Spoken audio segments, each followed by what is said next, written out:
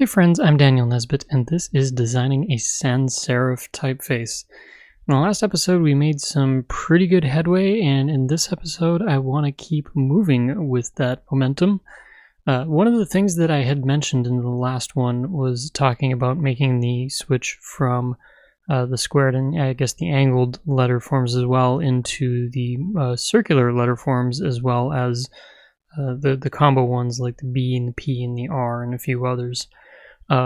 So I'm just going to go ahead and just jump right in, honestly, because I've kind of had it in mind what I wanted to start with, and that is the G. So as soon as I get all of my bearings straight here, a lot of what you're going to find here is going to be very similar to what we've been doing many times before already. So I'm not going to, hopefully not going to be too repetitive on what I'm doing here. But there is a few things that I am going to change up a little bit. Particularly like just jumping into the G here. There is a lot of similarity, obviously, with the C, and so what I want to do is just leverage that a little bit, just to kind of help me out here and get me into the letter form shape that I want. I was debating the E. I don't know if I'm going to go for that one right away, though. So we'll just continue with the G here, and I'm actually going to pop up 2 as well so I can see what I'm doing. And then we will go through and add some side bearings just so I've got some space here. And away we go. So a couple things that we have to keep in mind is in the original one, the part up here, the arm that pops out here, is up off the baseline a little bit, so we'll have to keep that in mind. Not sure how I want to handle that necessarily right away, but kind of what I'm leaning towards. I'm just going to copy these 2 real quick. What I'm thinking is that I'm going to maybe keep the bottom at the same height here, because it did seem like a good height, and if anything else, it seems like it's a good starting point. Not saying that things end there, but there we go. And then as far as the crossbar goes, I'm just going to deal with that separately. We're not going to worry about the other one there as well. Next up, we're just going to start just like we did before in the last episode, where I'm starting to work with the outside shapes first, just moving those in and getting those into position here. And again, no surprises with anything. Now, as far as this goes here, I did make some changes after the fact with the C because we needed to get that curve out right. So this is where having that C in the background is going to help me out a bit here. And then let's see, just kind of keep the simple pieces moving. We'll get that sorted. Get that up as well. So probably what you're seeing already here is that we are going to have a pretty tight squeeze for that crossbar to fit in, and that was something that I was expecting. And this is where I've got to make, obviously, some decisions here on how I want to deal with that. So let's just get a couple more of these shapes. It looks like this bottom one here is what's causing my headache. There we go, that looks a little better. Looks like the other thing as well that I have to contend with is, just make sure I get the right shape here. So it looks like it's this one here. I think I'm actually probably just going to end up copying the C. And at this point, I probably could have just actually copied the C and gone from there. But oh well, we'll make it work. So we'll move all these points into place in just a moment.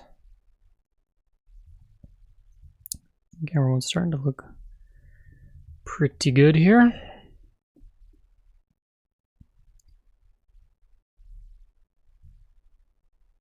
There we go.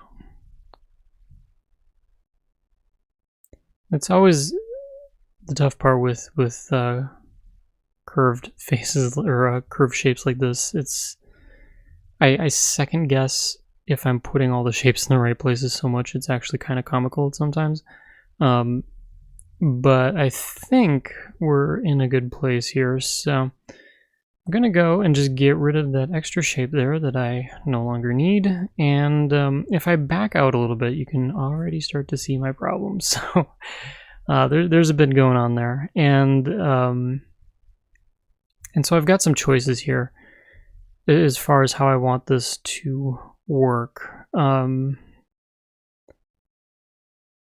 Decisions.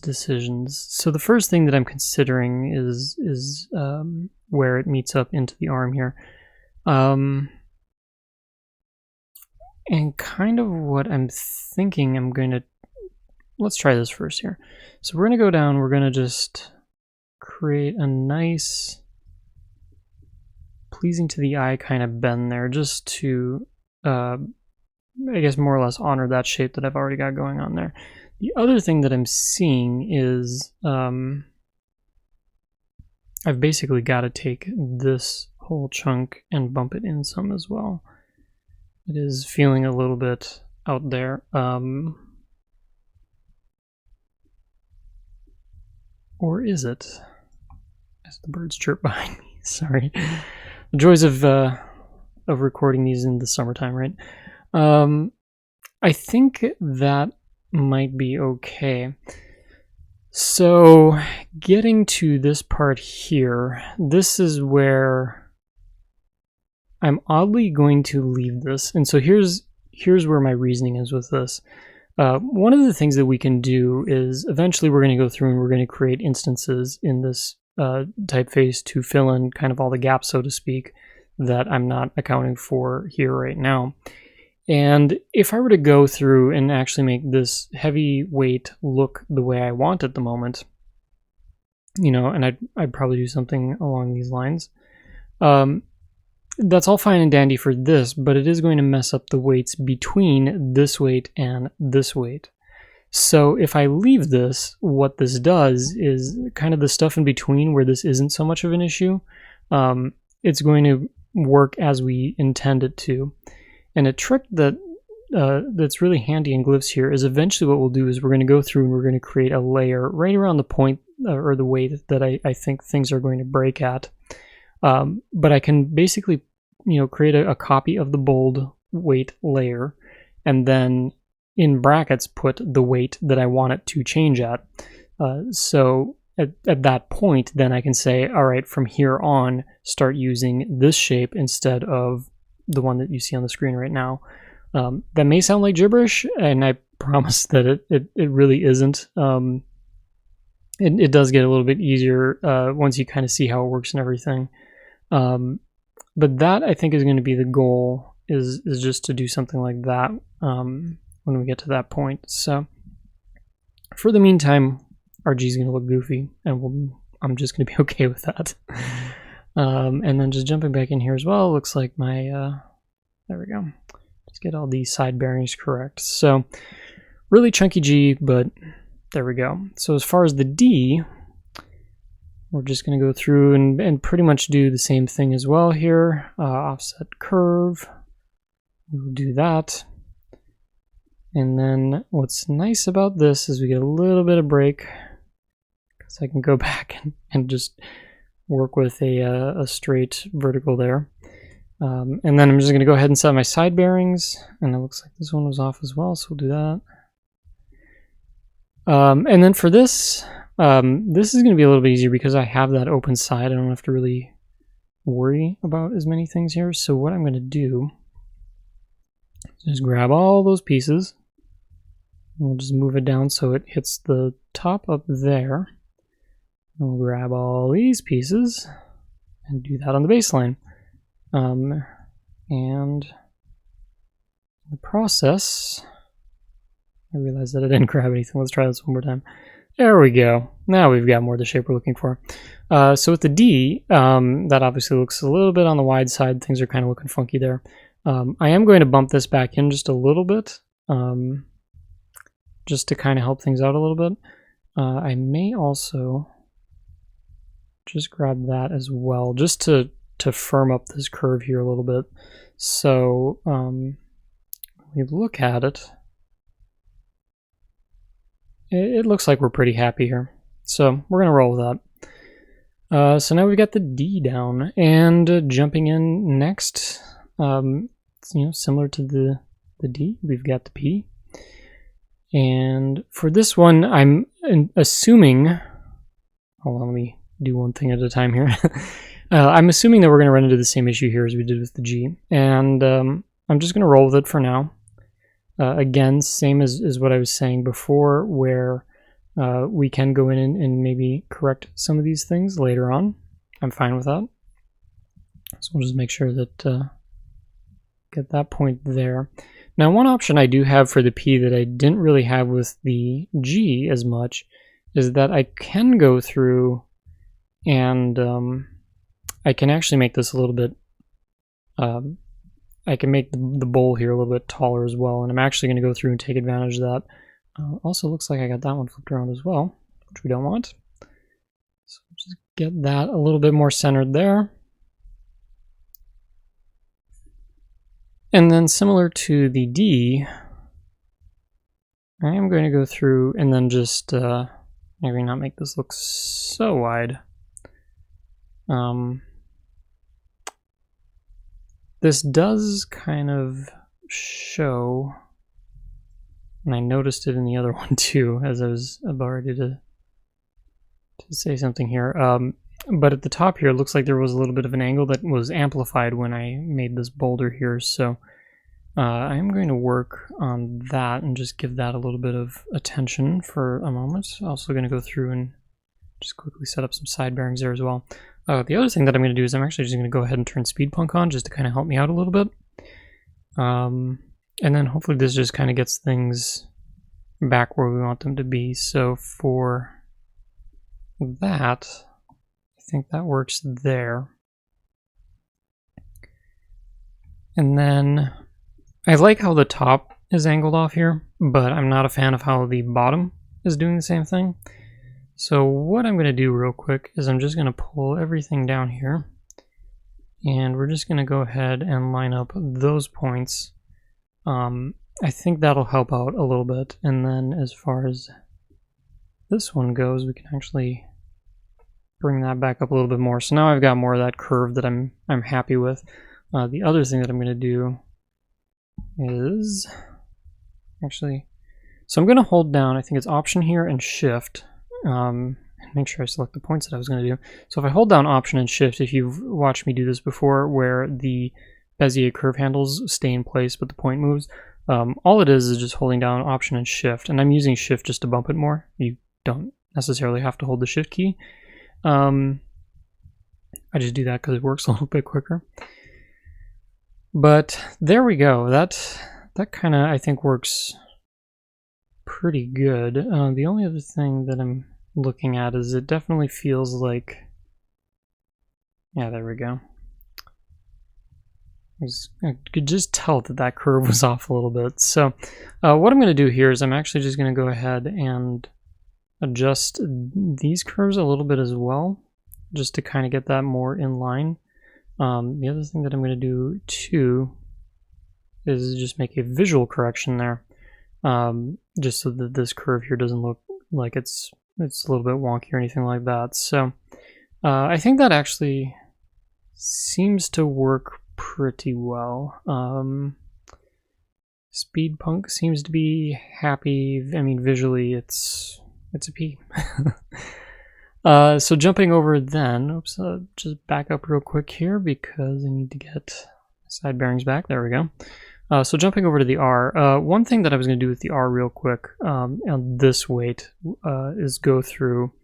I'm just going to do a Command-Shift-C, and we're going to put the cap P in there. So really that isn't changing the look of this too much. I probably am going to kick that out just a little bit more. Maybe a tiny bit more. There we go. And then go through and just set my side bearings there as well. So this way the main shape of the R is also sharing it with the P. So if I put that next to each other, you can kind of see now they have a similar shape. I'm going to copy just the leg here, and then going over to the heavier weight here. Then all I really need to do is just go in here, do my offset curve on that. And this is just, It's working smarter, not harder. There's one thing that I love about glyphs is this feature alone. I genuinely wish more apps that I use had this, because it's amazing. So with that, we can kind of juggle back and forth here on the R. Now for the R, there is a lot of space here versus the heavyweight where it definitely closes up a little bit more. For now, I think my solution for that is going to be just to taper the leg a little bit. Might even kick that out a little bit more as well. So that does open it up a little bit more. It doesn't make it look like everything's so thick running in there. And I think that's going to be fine. So just a nice way to riff off of some existing characters there. Beautiful. So since we're on that roll, we'll go with the B here. Now, one thing that I'm going to check. I mean, it looks like it lines up pretty well, so I'm probably just going to leave this. But I am going to go through and just... yeah, I saw a couple adjustments here that I wanted to make. So we'll go through and get that taken care of. Just make sure that all of these are lining up nicely. I mean, really, we're just getting down into visuals here. But we'll jump over and we'll, again, do the offset curve, keeping everybody happy there. Now for this one, this is going to be a nightmare. And I was actually kind of worried how I was going to handle this, because obviously this is going to be way too thick, and it's going to crunch everything up. Again, in the meantime, I think what my plan is we're just gonna commit. We're just gonna own what I've done up to this point. Which, I mean, really, this is one of those things where I probably should have thought about this more when I was figuring out my initial offset, and I didn't. Which I guess is fine. We'll learn how to deal with this. But yeah, as Speed Bunk goes crazy here, I'm actually just going to go ahead and turn that off. Who knows, that might make a good thumbnail for the video, just for people wondering what's going on in these things. But so we've got that, and then, you know, obviously this is not going to be pretty. Good times. So we're just going to do the best we can with what we've got here. So flip each of these around, and they're just going to be their own happy tiny little pieces here. And you know, I'm just going to be kind of winging this, if I'm honest. So we'll flip Speed Punk back on. We'll see what kind of mess that things have gotten into. I think the main part of this is just these inner shapes here. It looks like is where it's going rather crazy. So we're just gonna let it do what it does there. And again, I mean, that's not terrible, but oops. Yeah, it's even struggling to let me adjust that. So really, I'm just getting that point between the two Bezier handles there.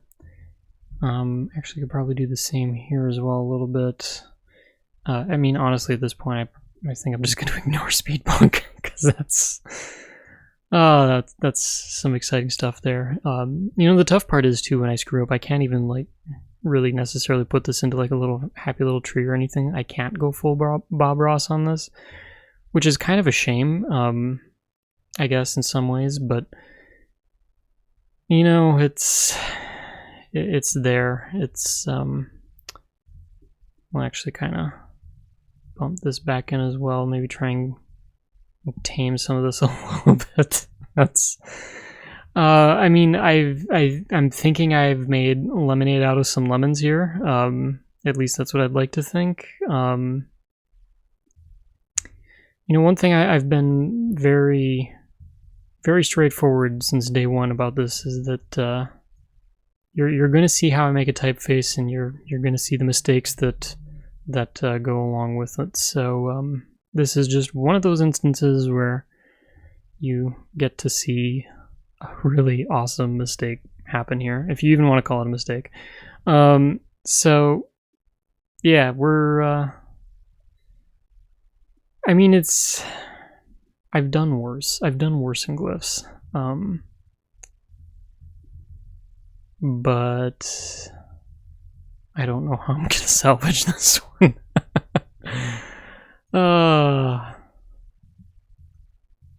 I mean, one thing that I have had floating around in my head, and I think this is probably just proving what I'm thinking is going to be right, is that when we do get to interpolating this, that it's definitely not going up to this heavy of a weight. This is probably an extreme. And I don't have much else to say about that other than that's probably what this is going to be. I don't even know if I'm going to visually correct this yet. I mean, there's a lot of thick lines going on here, and just it's a train wreck. So I mean, like, some of the things that I'm looking at is obviously everything just feels super chunky here. But I mean, we've got this line coming in, which creates this giant space here, this mass here, and I mean, you even got this on the other side as well. One thing that eventually that I was going to correct, especially on the smaller weight here, is that this line probably moves in a little bit farther just to help lighten up some of this area here. I mean, this is crazy. So I don't know that I'm necessarily going to deal with that. I think the only way that I'm going to push this any farther is I might just wait for the interpolations and see how it's playing out across the lighter weights between these two, and then go back and decide how I want to adjust things. So I'm just going to walk away from that one for today. It's pretty thick. It's something. So we'll go back here as well and just update these as well. So I think we're going to, on that bombshell, as one of my favorite TV personalities would say, I think we're just going to let things be on this episode. Obviously, it kind of felt like a quick episode to me, but you're kind of seeing how, even like with the P and the R, just being able to repurpose a couple elements or pieces from some other letters and be able to quickly build those out. The G and the E, I guess the B too, if we want to throw that in there, if we're still going to deal with that. We're already starting to kind of see some problems here with the weight that I was working with. Again, it's like I said, I'm probably going to go a little bit lighter on the eventual bold weight, whatever that ends up being, which is fine. It may be a point too where I go back and even redraw some of these letters a little bit. But I really just kind of want to see how everything else shapes up before I start making those kinds of decisions. I'm assuming too that we might run into some of this with the S as well. I'm not really sure that I would run into it as much with things like the K, the X, or the Y, or those both have kind of an upper and lower half to each of them. We'll just kind of have to see how that all works out, but I think on this note, we are going to save that for the next episode. So if you enjoyed today's show, including all of the really dry humor that I try throwing into my mistakes, make sure that you hit that like button and the subscribe button if you haven't already. And if you haven't had a chance to yet, head over onto my website, nis.bet, or there's a link in the description. I've been doing a really good job of sending out my weekly email now for just over 2 years, every Friday, not only sharing new episodes here as they are published, but just other news, notes, and interesting things that I'm finding in the type and design industry that you might find useful or resourceful or just fun to read. So with all that said, thanks for watching, and I'll catch you in the next episode.